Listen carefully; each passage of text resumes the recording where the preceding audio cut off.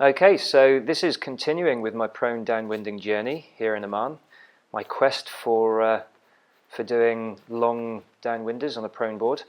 The issue that we have here is that we get predominantly light winds and small swell, but we do have the most amazing coastline, just really long uninterrupted lengths of coastline with cross onshore swells. So theoretically, if I can utilize the conditions that we have here, it could lead to the most amazing long downwind journeys.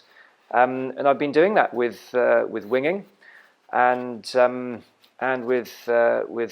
subfoiling as well. But ultimately, for me, it's all about the prone board. I just love that feeling of freedom you get with the prone board and the extra maneuverability. It's much easier to pump.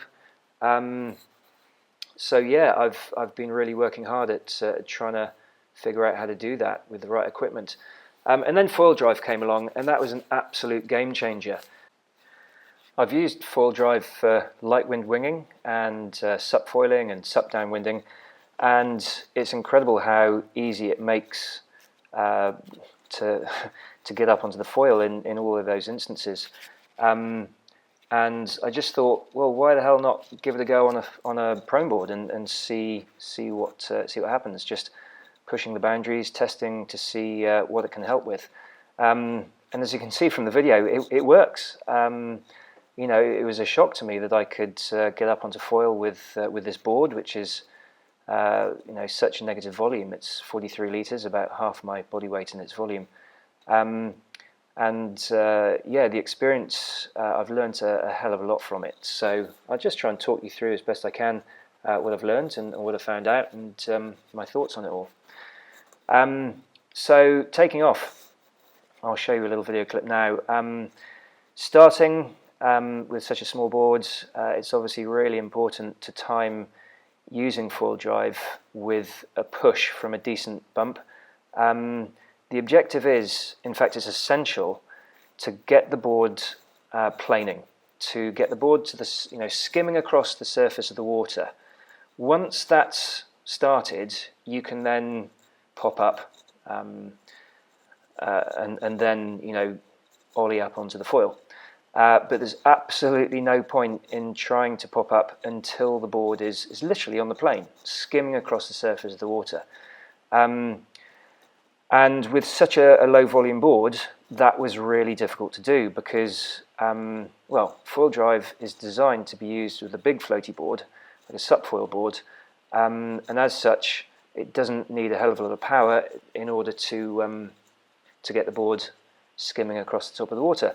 But because it's having to push so much water, it's having to displace so much water because it's a negative volume board, it drained the battery a hell of a lot quicker than normal. So with using FoilDrive on my subfoil board, I can get 4 hours plus, and during that time, it's almost unlimited attempts at getting up onto the foil. But with this small board, the amount of times that I could attempt to get up onto the foil was greatly reduced on one battery charge. It's very difficult to ascertain the exact battery duration because, you know, each time I fell, it took a few attempts to get back up on the foil. And during the run, I was using FoilDrive occasionally, like you can see here from that prop wash. There are occasions when I would normally have fallen, come off foil at least, when the board touches down on the water, and you properly come off the foil.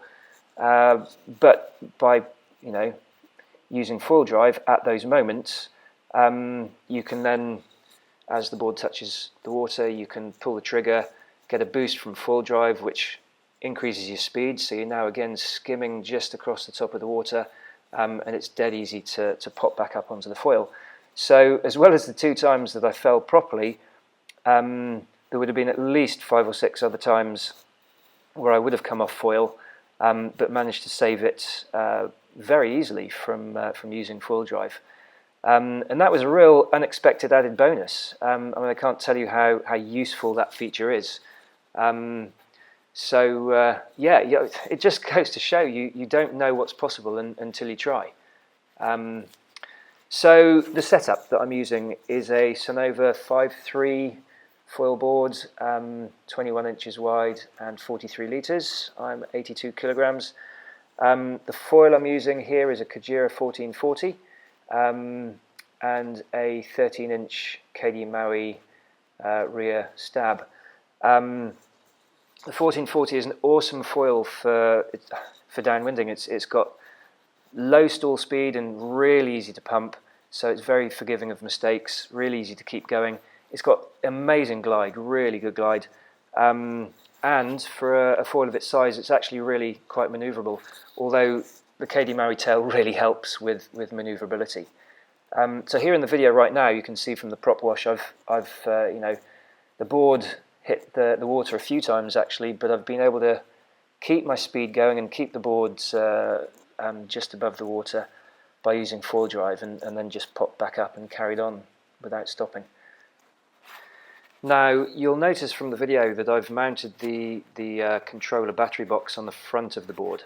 There's two reasons for this. First of all, if it's at the back in the normal position, then it would be in the way for me lying down and popping up. But second, and most importantly I suppose, is that it would be underwater with a negative volume board, and it would therefore lose connection with the wireless throttle remote. So having it on the front of the board was the only option. Obviously need a longer cable than normal for that. And to be perfectly honest, it does add a little bit of swing weight. You can definitely notice the additional swing weight there. But it's not detrimental to the whole process. I mean, let's face it, if it wasn't for FoilDrive, I wouldn't be able to do this in the first place. So I'd rather deal with the little bit of extra swing weight and be able to do this than not use FoilDrive and just not be able to do this at all. It really is a complete no-brainer in my opinion.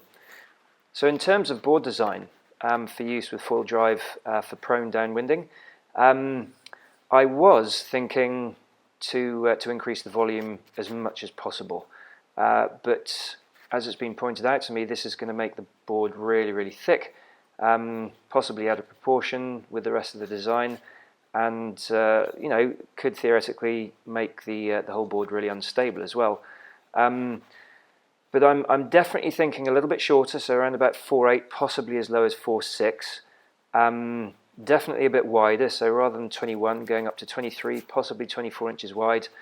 And volume, I think around about the 60 litres mark would probably be okay. What I'm trying to achieve here is something that still retains, it's still small and compact enough to retain the feel of a prone board, although I know that is huge for a proper prone board, but prone downwinding board we're talking about here with FoilDrive, so it's got its own unique set of specifications. So small and compact enough to retain that feeling of a small board, yet giving you enough of a efficiency to be able to get up onto the foil with light wind, small swell, and not pushing through the water too much so that it drains the battery life really quickly. So that's pretty much where I've got to at the moment. I mean, I'm absolutely loving doing these downwind runs, and I'm going to continue to see what else I can learn and what else I can do to improve this. Already, using FoilDrive has been able to let me do these downwind runs. The other equipment, the Kajira 1440, is an absolutely awesome foil for downwinding. It's one of the few foils that I've been able to really get a feel for the energy in the swell. So you can feel when the foil is in the right zone. And with the smaller foils, yeah, it's great, I love it. You can really push forward and you can pump through to the next bump and you can speed on through. But with the 1440, you can sit slightly higher and slightly further back on each bump, and you can get a real feel for the ocean's energy, and you get much longer glides, and you can see the patterns of the swell in front of you so much more clearly. And as such, I've been sort of learning how to anticipate what the swell is going to do, where it's going to reform next, what one pattern will lead to. So if I see a pattern forming in front of me, then I'll know that I have to turn to the right and then immediately carve left as the next bit of swell forms behind me, or a different set of pattern swell in front of me, and I'll know that I have to sort of pump a few times to move forward and then turn left onto the next bit of swell as it forms in front of me. And for my conditions here, where I'm always keeping in a northeasterly anyway, I'm always keeping the beach to my left. I've been really working on my right, keep pumping and carving to the right. Otherwise, I end up getting too close to the beach and have to stop. So yeah, there's just so much more to learn, and the equipment nowadays is allowing us to do things that I, for one, never thought was possible. So if you're using FoilDrive, or even not, please let me know your thoughts on this, and if you've got any experiences, please share.